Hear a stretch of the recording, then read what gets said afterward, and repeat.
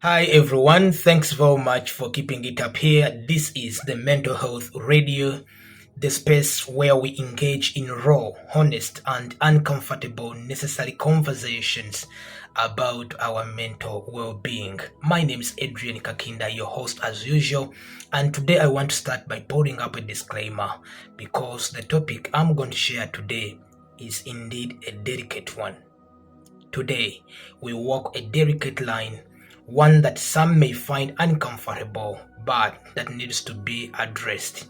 Our topic today is when religion complicates mental health. When religion complicates mental health, why just pray about it is not a solution. Yes, I agree. For many out there, faith is an anchor, a source of comfort in the storm. I agree. But I have a question for you.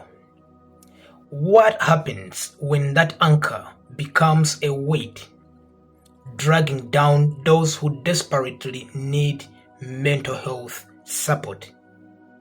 What happens when someone struggling in the depth of depression, anxiety, post-traumatic stress disorders, stress, trauma, grief, he has only one response: just pray about it. I want to be clear today. Faith is powerful. Spirituality is powerful. Why? Because it can be a refuge, a source of resilience. I agree 100 plus 1%. But I want to put it right, and I want to say it categorically clear. Faith without support, without care, without action can become a cage rather than a sanctuary. Think about it this way. If a child falls and breaks a bone, no one says, just have faith and it will heal. No one says that. We rush them to the doctor, seeking professional help, knowing that medicine and prayer can work hand in hand. Yet when someone is battling crippling anxiety, overwhelming grief, or intrusive thoughts, they are often met with spiritual bypassing. This tendency to dismiss deep psychological distress with faith-based platitudes. Just pray about it. Just pray hard. Really? For some, admitting they need therapy feels like betraying their belief in divine intervention.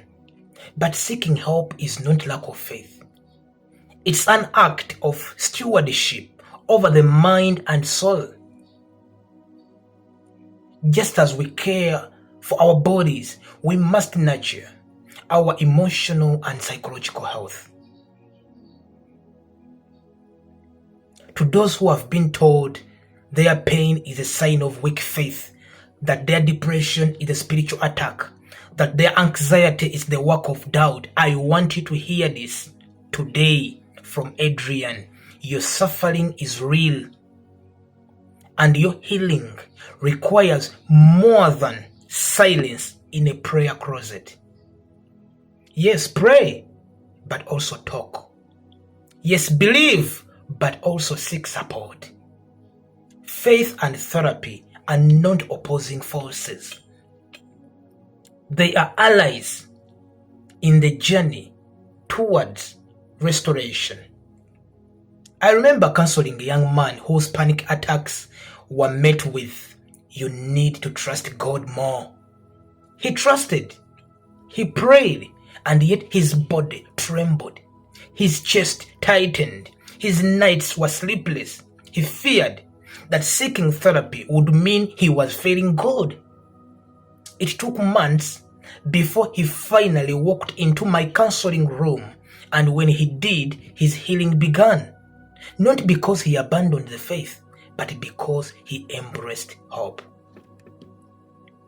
Mental health struggles do not disappear through willpower alone. I'll repeat, mental health struggles do not disappear through willpower alone.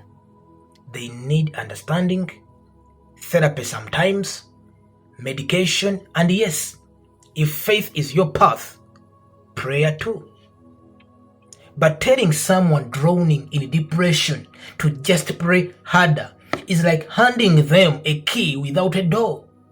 We need to create spaces where faith and professional mental health support coexist. That's my message today. If your house were burning, you wouldn't stand in the flames and pray the fire away. You would call for help. You would run to safety. Mental health is not different. Faith does not demand suffering in silence.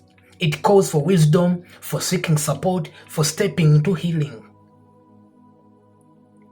To those who have felt unseen by their spiritual communities, I see you. To those afraid to admit they need more than prayer, you are not alone. Healing is not a betrayal of faith. It's an extension of it. I challenge you.